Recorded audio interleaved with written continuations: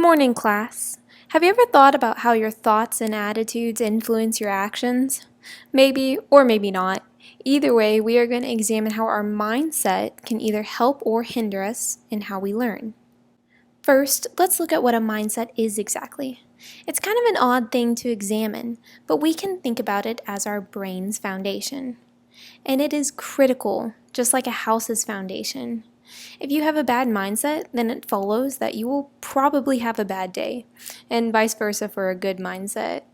Think about it in this way. Is it any wonder I'm a bad baker whenever I hate baking? I'm constantly failing. One time I actually put salt instead of sugar into my sugar cookies. Because I hate it, I never actually work on improving my skills. That's just one example of how your mindset can influence your behavior. But here are some positive things that can happen.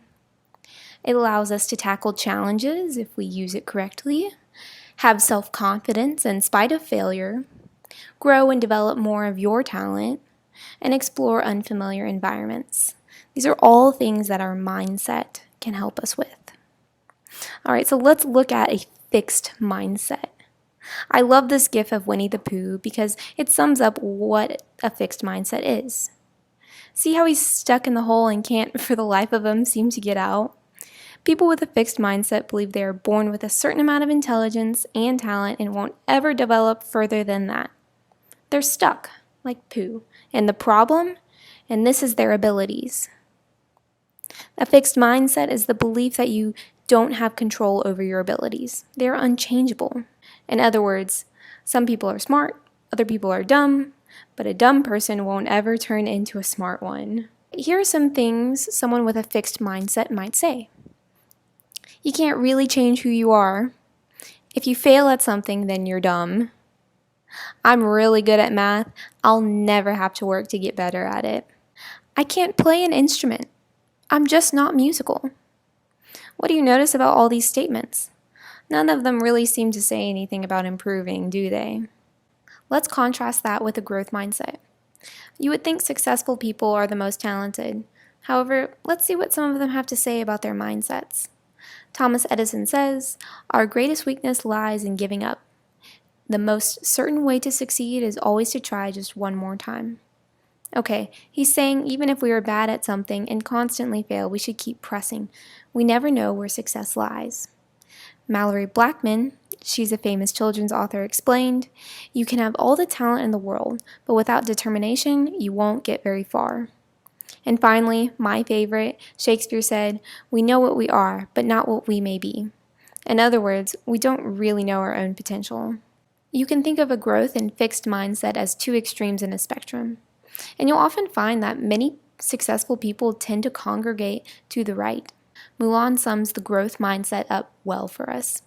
Even though she failed time and time again at training camp, she never gave up. It's not that she had any special talents, she just worked harder. That's all. Mulan had the motivation to climb over obstacles. Sleeping Beauty, while it's a good movie, it gives us an example of a fixed mindset. She's beautiful and kind, but she never meets any challenges, does she? All Aurora ever has to do is wait for her prince to rescue her from danger. Granted, you can't really rescue yourself when you have been cast into eternal sleep, but that's besides the point. Sleeping Beauty doesn't develop or grow by overcoming failure. She goes through life relying on her innate beauty and grace. She's fixed. You'll get to decide your own mindset. It's not something that can be forced upon you. What I can teach you, though, is how to identify one mindset from the other.